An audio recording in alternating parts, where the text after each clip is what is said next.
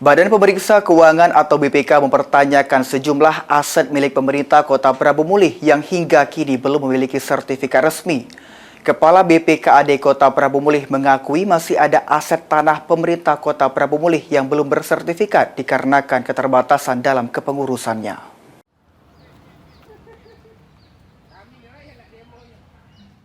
Pemerintah Kota Prabu Mulih telah menerima sejumlah sertifikat aset dari Badan Pertahanan Nasional atau BPN Kota Prabu Mulih. Hal ini menyusul adanya pertanyaan dari BPK terkait masih adanya tanah atau aset milik Pemkot Prabu Mulih yang belum bersertifikat. Kepala Dinas Badan Pengelolaan Keuangan dan Aset Daerah atau BPKAD Kota Prabu Mulih, Wawan Gunawan mengatakan, sertifikasi aset menjadi salah satu penilaian penting dari BPK dalam menilai pengelolaan aset daerah.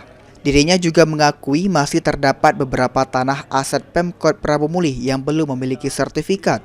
Hal ini disebabkan oleh keterbatasan dalam proses kepengurusan, serta perlunya tahapan administrasi dan verifikasi data yang membutuhkan waktu. Pemkot Prabu Mulih berkomitmen untuk terus menyelesaikan sertifikasi aset secara bertahap agar tercipta kepastian hukum dan tertib administrasi aset daerah. Mewakili pemerintah Kota Prabu Mulih melalui bidang aset kerjasama dengan BPN mengurus sertifikat tanah pemerintah Kota Prabu Mulih.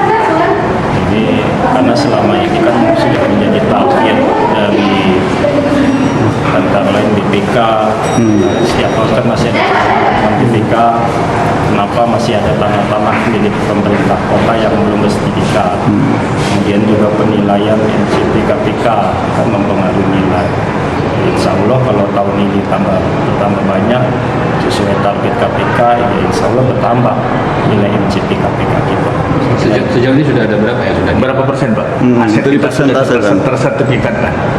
Nanti data bidang aset. Mungkin ada beberapa tanah lagi yang belum disertifikat sejauh ini. Iya, masih ada. Masih ada ya? Kan bertahap kan ada.